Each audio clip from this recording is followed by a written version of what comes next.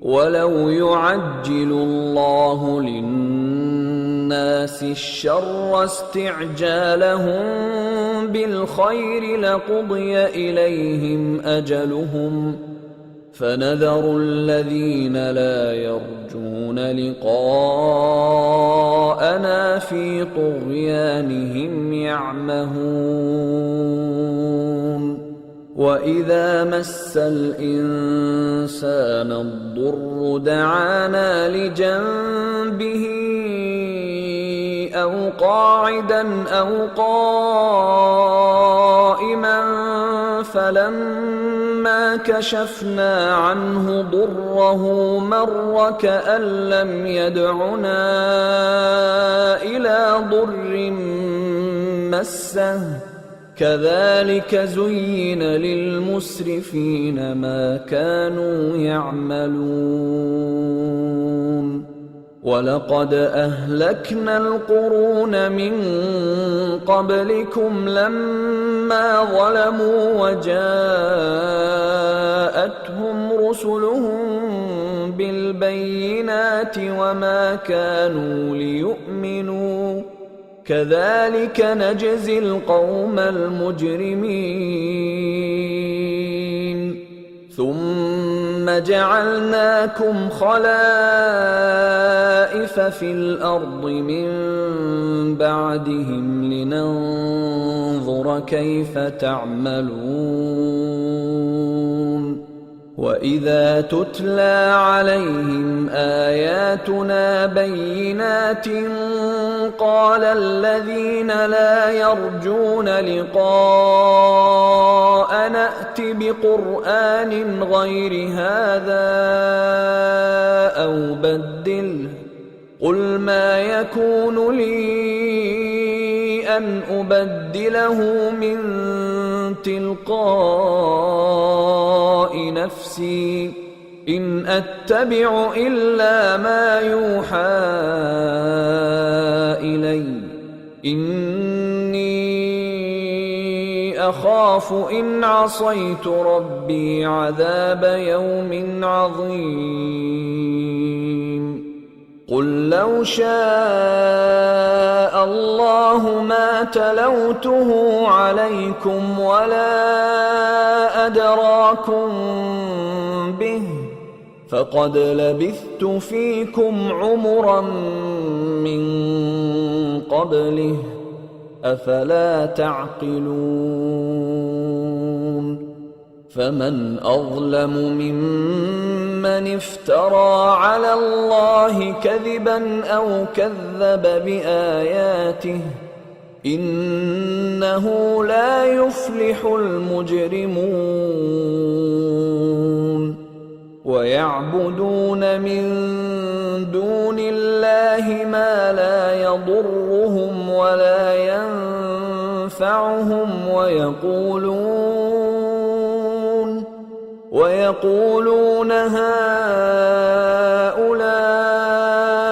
شفعاؤنا عند الله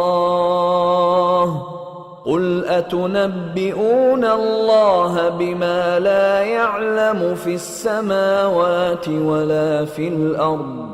سبحانه وتعالى عما يشركون وما كان الناس إلا أمة واحدة فاختلفوا ولولا كلمة سبقت من ربك لقضي بينهم فيما فيه يختلفون ويقولون لولا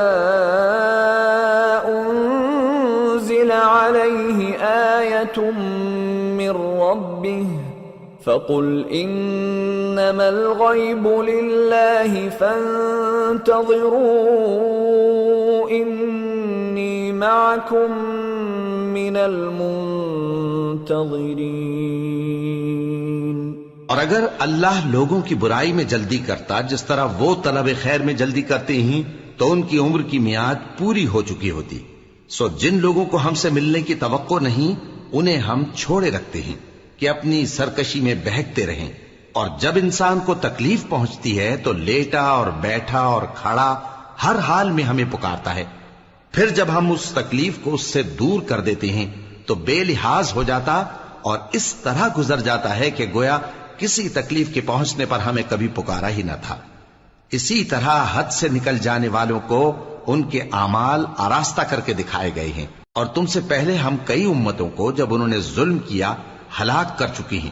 اور ان کے پاس پیغمبر کھلی نشانیاں لے کر آئے مگر وہ ایسے نہ تھے کہ ایمان لاتے۔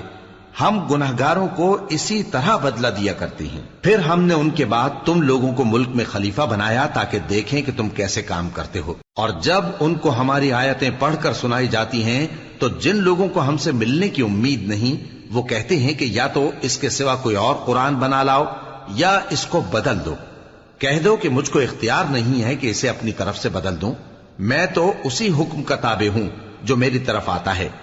اگر میں اپنے پروردگار کی نافرمانی کروں تو مجھے بڑے سخت دن کے عذاب سے خوف آتا ہے۔ یہ بھی کہہ دو کہ اگر اللہ چاہتا تو نہ میں ہی یہ کتاب تم کو پڑھ کر سناتا اور نہ وہی تمہیں اس سے واقف کرتا، پس میں اس سے پہلے تم میں ایک عمر رہا ہوں اور کبھی ایک جملہ بھی اس طرح کا نہیں کہا، بھلا تم سمجھتے نہیں؟ تو اس سے بڑھ کر ظالم کون ہوگا جو اللہ پر جھوٹ باندھے یا اس کی آیتوں کو جھٹلائے؟ بے شک گنہگار فلاح نہیں پائیں گے۔ اور یہ لوگ اللہ کے سوا ایسی چیزوں کی پرستش کرتے ہیں جو نہ ان کا کچھ بگاڑ ہی سکتی ہیں اور نہ کچھ بھلا ہی کر سکتی ہیں،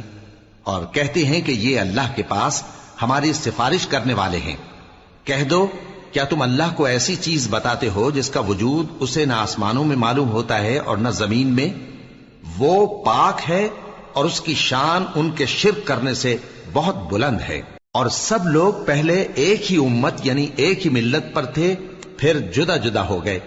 اور اگر ایک بات جو تمہارے پروردگار کی طرف سے پہلے ہی طے نہ ہو چکی ہوتی تو جن باتوں میں وہ اختلاف کرتے ہیں ان میں فیصلہ کر دیا جاتا۔ اور کہتے ہیں کہ اس پر اس کے پروردگار کی طرف سے کوئی نشانی کیوں نازل نہیں ہوئی؟ کہہ دو کہ غیب کا علم تو اللہ ہی کو ہے، سو تم انتظار کرو، میں بھی تمہارے ساتھ انتظار کرتا ہوں۔